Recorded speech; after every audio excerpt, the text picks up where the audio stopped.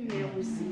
Et mes soeurs, il faut équilibrer les choses là où vous pouvez équilibrer les choses. Je suis toujours là. Une femme qui recherche la sainteté est une femme vertueuse. Ça, je n'ai pas besoin d'aller là-dessus parce que vous connaissez bien l'histoire des femmes vertueuses. Qui caractère que vous pouvez avoir, c'est dans Proverbe 31, le verset 10 à 15. La Bible nous a expliqué la femme vertueuse. Voilà, c'est une femme soumise, c'est une femme qui gère son temps. Il sait quand il va s'occuper de son enfant, il sait quand il va s'occuper de son mari, il sait quand il va s'occuper de lui-même.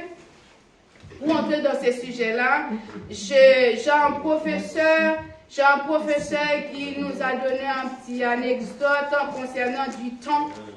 Comment on peut gérer votre temps. Quand je vous parle de la femme vertueuse, c'est quelqu'un qui gère le temps. Même si vous voyez qu'il passe toute la nuit, qu'il est en train de travailler, ne vous inquiétez pas, il sait à quelle heure que vous allez dormir et à quelle heure qu'ils allaient réveiller.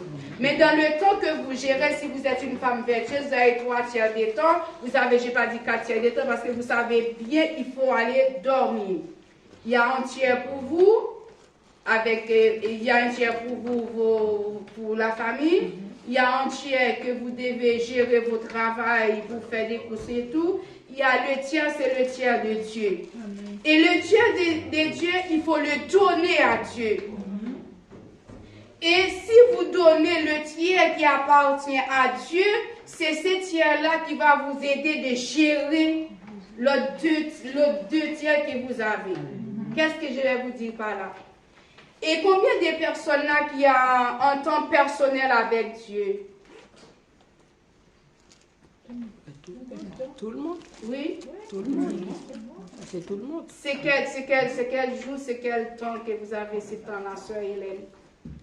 Le temps que j'ai avec Dieu, tôt le matin. Et en tout cas, je consacre aussi la journée du mercredi, comme je ne travaille pas. Je consacre une journée de jeûne, de méditation le mercredi. Amen. Dans la façon que vous gérez le temps, mes soeurs, il faut avoir un temps que vous passez du temps personnel avec Dieu. Vous voyez tout grand homme que vous voyez qui fait des exploits, qui est en train de faire des grandes choses, c'est parce qu'il y a, même si vous priez 3 fois par jour avec les autres, il faut avoir un temps personnel, là où chercher la présence de Dieu, c'est là où Dieu vous parle, c'est là où Dieu vous communique des choses, c'est là où Dieu révèle qu'est-ce qui va arriver demain, ne prends pas la voiture parce qu'il y a un souci, c'est là où Dieu vous a révélé dans quelle histoire que vos enfants se mettent là, il est à l'école, il n'est pas à l'école, mais il est là, c'est là que Dieu va vous parler.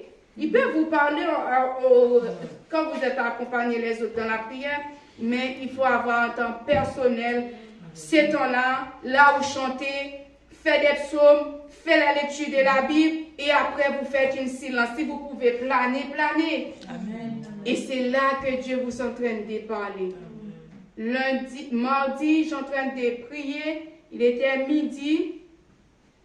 Là où Dieu m'a montré que j'étais là, il y a un monsieur qui rentre avec un t-shirt en rouge, qui est en train de bousculer les sœurs, de ramasser, de frapper sur les autres, de ramasser, de frapper. J'ai dit, je viens de sortir, j'ai dit, mais c'est quoi ça? Après, j'ai fait un silence. Mes sœurs, vous savez, pendant que nous dormons, Satan le diable est en train de travailler sur nos dos. Il vous a pas, il vous tourmente tout le jour, même si vous ne le voyez pas, mais il est là. D'ailleurs, la Bible dit, il va nous attaquer jusqu'à la porte du ciel. C'est à nous de veiller. Comment veiller? Il faut rester dans la prière, écouter la voix de Dieu. Quand Dieu vous parle, il faut mettre en pratique ce que Dieu vous a expliqué. Et bien, quand j'ai vu ça, j'ai dit, mais Seigneur, qu'est-ce qui arrive? Cet esprit-là, il vient avec cet esprit pour vous décourager. Ces esprits de découragement-là, il faut rester intense dans la prière pour briser cet esprit-là. Demandez à Dieu de briser cet esprit qui vous empêche de la prière. Il met le découragement que vous ne venez pas dans la présence de Dieu. Moi, je suis fatiguée avec le travail, c'est dur pour moi. Il y a mes enfants, il faut que je... Bon, mes soeurs, vous ne savez pas combien de personnes qui sont sur le lit de l'hôpital. Il y en a qui ne savent même pas s'il fait jour, s'il fait nuit.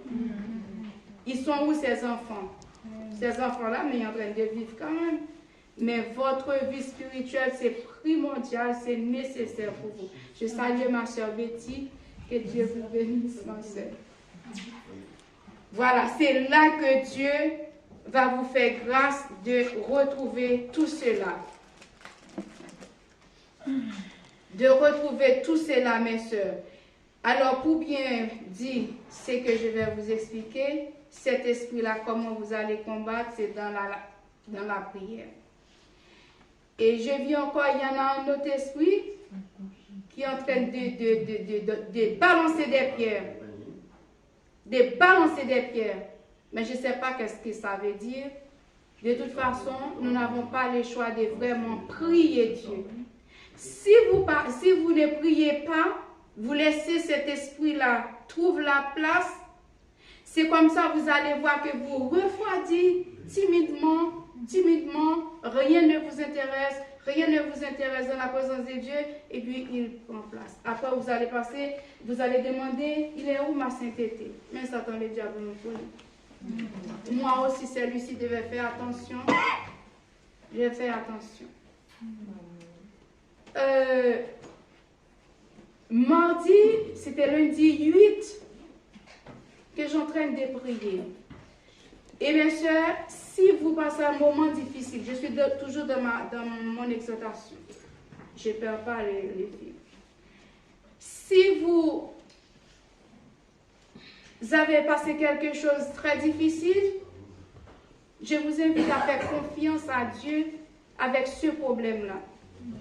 Avant même que vous racontiez avec un compagnon de genou, avec un ami, une amie, va consulter Dieu. C'est Dieu qui va vous donner vraiment la réponse qu'il faut. Et c'est Dieu qui peut vous aider à sortir dans cette situation. Vous savez, vous pouvez avoir un souci, vous appelez quelqu'un pour prier pour vous ou pour vous conseiller.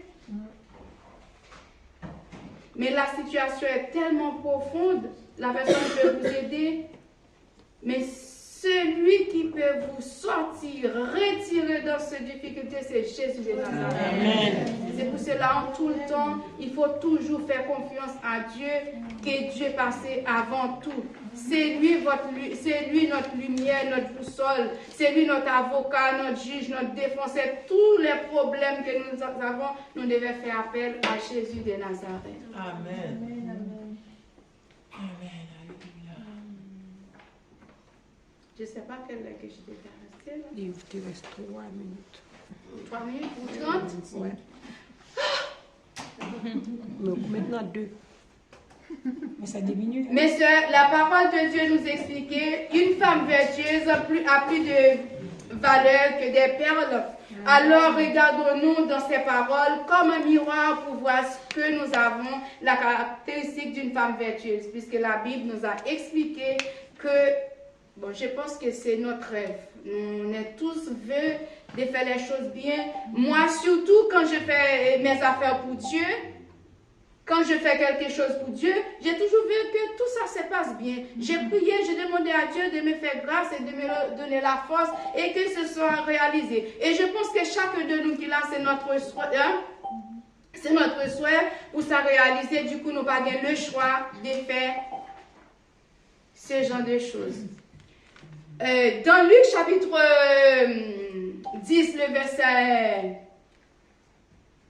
38 à 42, c'est là que j'allais rentrer dans le sujet, mais je crois que je vais laisser le jeu, que je ne sais pas si j'ai le temps de faire le jeu. Dans Luc chapitre 10, le verset 38, est-ce qu'une personne peut faire la lecture pour moi si ça ne lui dérange pas? Si j'ai retrouvé. Luc chapitre 10. J'ai eu la parole. Comme Jésus était en chemin avec ses disciples, il entra dans un village et une femme nommée Marthe le reçut dans sa maison. Alors, à 42. 42. Elle avait une sœur nommée Marie qui, s'étant assise au pied du Seigneur, écoutait sa parole. Marthe, occupée à divers soins domestiques, survint et dit: Seigneur, cela ne te fait-il rien que ma sœur me laisse seule pour servir? Dis-lui donc de m'aider. Le Seigneur lui répondit, Marthe, Marthe, tu t'inquiètes et tu t'agites pour beaucoup de choses. Une seule chose est nécessaire. Marie a choisi la bonne part qui ne lui sera point ôtée. Amen. Merci, servante de Dieu. Le chapitre nous a expliqué l'histoire de deux femmes qui c'est Marie et Marthe, a reçu Jésus dans sa maison. Chacune a son caractère différent. Là, nous voyons que Marthe est basée sur des choses matérielles. Bon, je ne peux pas dire qu'elle est matérialiste parce que bon, chacun de nous a son travail. Voilà. Et Marie est une femme spirituelle selon la parole de Dieu. Le village où Marthe le reçut dans sa maison est à Béthanie, à 3 km à l'est de Jérusalem. D'après Jean 11, le verset 1er, vous avez Jésus demeuré à Béthanie au cours de sa dernier jour sur cette terre. Luc dressa un portrait en constatant des deux sœurs. Marie a si écouté la parole de Dieu pendant que Marthe était occupée à divers soins domestiques pour accueillir dignement l'invité de Marc, à savoir Jésus. Elle demanda au Seigneur qu'il reproche à sa sœur de ne pas l'aider. En fait, au lieu que Jésus reprochait à Marie, c'est à Marthe qu'il a reproché. Pourquoi? Parce que Marie avait choisi la bonne part qui ne sera point ôtée. Combien de vous qui a des travaux à faire à la maison, ou peut-être qui serait dans un rendez-vous, mais Dieu vous a fait grâce d'être assis au pied du Seigneur. Et j'espère que ce temps-là n'est pas en vain, que Dieu puisse faire grâce de vous combler de ce que vous recherchez, puisqu'elle nous a dit, fais de l'Éternel tes délices, il te donne ce que ton cœur désire. Vous qui recherchez l'Éternel, laisse-moi vous dire, vous ne le recherchez pas en vain. Il va vous combler. C'est ça, Marie était choisie de rester pendant que Marthe en train d'occuper des différents trucs. Et nous avons des côtés là aussi. Parfois, quand quelqu'un venait chez nous, eh bien, on n'a pas le temps pour même parler avec la personne. Des fois, la personne venue pour quelque chose de très important, il peut nous expliquer, mais non, il faut que je prépare. Qu'est-ce que vous voulez boire, ma soeur, du jus, du café? Ouais, je prépare. Tu veux encore tes chines, tu veux ci, tu veux ça, en train de préparer des trucs. Non, il faut tout cela. Quand vous recevez quelqu'un chez vous, il faut bien recevoir vraiment. Mais dans la parole de Dieu, c'est quelque chose de très différent. Nous devons vraiment focaliser sur la parole de Dieu parce que c'est ça qui nourrit pour notre corps, pour notre âme. La nourriture, on a toujours la nourriture avec nous, on mange, mais on a toujours fatigué, on manque toujours quelque chose, il y a toujours envie d'accomplir. Laisse-moi vous dire, un chrétien qui goûtait la présence de Dieu, quand la présence de Dieu n'est pas là, la nourriture ne vous intéresse pas. Parce qu'il y a un vide que la nourriture ne peut pas combler, Marie ne peut pas combler, les enfants ne peuvent pas combler, c'est Jésus seul qui peut vous combler cette vide. C'est pour ça que nous faisons attention à la présence de Dieu qui est en nous. Je dis chacun de nous a un caractère de Marie, parce que Marie était, Marthe, excusez-moi, qui était quelqu'un d'hospitalière. Et le point central, ce n'est pas que les gens ne doivent pas s'occuper des différentes tâches, parce que nous qui sommes enfants de Dieu, il faut qu'on s'occupe de nos maisons, de nos enfants, vous qui avez les maris, parce que Dieu aime les gens propres. Le Saint-Esprit ne demeure pas dans la saleté. Mais ça veut dire que parce que vous avez la maison à nettoyer, moi je ne viens pas au service parce que j'ai mes enfants, j'ai la maison à nettoyer. Non, vous passez à côté de la plaque, mes soeurs. Si c'est comme ça, vous réagissez. Moi, il suffit que c'est pour la présence de Dieu. Je fais un coup de balai. Quand je reviens, je vais faire la serpillière. Oui, voilà, parce que oui, c'est la priorité pour moi. C'est ma vie. C'est là que je trouve la force. C'est là quand l'ennemi vient m'attaquer, j'ai crié au secours et la porte est scellée. Amen. Je ne vais pas rentrer. Mais si je vais rester à faire le balai, faire la serpillière, nettoyer la maison, et puis pendant que je suis là, Satan, il est faufilé là, il m'attend. Je fais la serviette, je fais le balai, je suis fatiguée, et puis je suis en train de dormir. J'ai maman Margaret qui nous guette tout le temps, viens dormir, il faut prier. Bon, il est toujours là pour nous encourager dans ce sens. Avait dit que pour faire le travail, il faut le faire, mais le temps de la prière, mes soeurs, il faut la prière. Ne jamais dormir sans la prière parce que c'est cabelle que vous donnez à l'ennemi. Voilà, ça c'est des passages que vous nous laissez dire, viens rentre, je te laisse ta porte ouverte. Parce que vous dormez sans prier. Il y a un méchant qui s'appelle, je ne l'ai pas appelé homme de nuit, non? Puisque pourquoi je ne l'ai pas appelé homme de nuit? Il n'y a personne qui s'est marié avec lui. Je l'ai appelé le violeur de la nuit. Et ces violeurs de la nuit-là, si vous ne priez pas, même si vous avez mari et appel que vous donnez, vous croyez que c'est votre mari, ben c'est lui qui rentre. Il a trouvé la porte libre, ben il rentre. Ne faites pas comme Marie, comme Martha fait, de rester au domestique, travail, occuper les enfants, occuper Marie, manger, la maison. Non. Le temps de Dieu, il faut le faire. C'est pour vous protéger. Pendant que vous priez comme ça, vous protégez le mari qui dit, je fais ma petite prière. Non. Il y a un qui dit, bon, je sais, c'est que sa femme qui voit intercesseuse, mais ce n'est pas lui, il fait son petit prière, mais c'est votre prière-là qui va vraiment vous booster pour prendre contrôle toute la famille. Dans le verset 42, Dieu recherche davantage notre amour que notre service. Dieu recherche davantage notre amour que notre service. Vous voyez, Dieu n'a pas besoin de la nourriture pour manger. C'est l'amour que vous avez dans le cœur. Ne laisse pas le travail de Dieu traîner. Il faut être toujours là dans la prière constante. Eh bien, le groupe des dames réunies, puisque je suis inscrite, je suis là. Quand j'arrive à la maison, je fais ce que j'allais faire. Je suis dans la chorale, mais je suis là.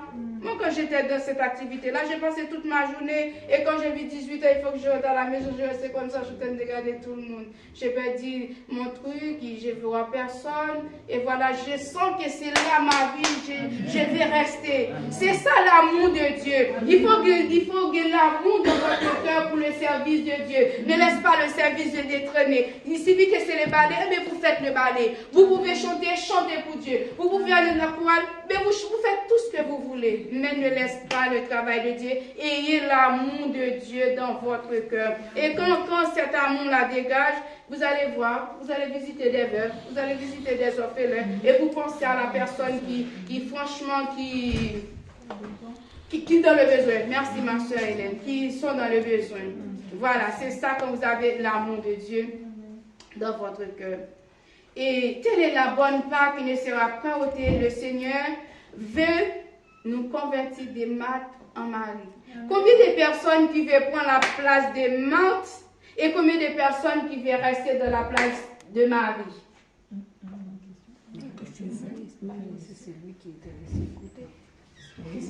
Moi, je veux la place de Marie. Qui veut prendre la place de Marthe? À personne. Béni soit l'Éternel. Gloire à Dieu. Merci Seigneur. Tout le monde sont spirituels. Alléluia. Merci Seigneur. Merci Seigneur. Bon Dieu fidèle. La parole de Dieu nous explique pendant le chemin. Les disciples entrés et Marie a reçu. Mes amis, il a passé sous mon enfaille. Oui. Voilà. Jésus rentré dans cette maison.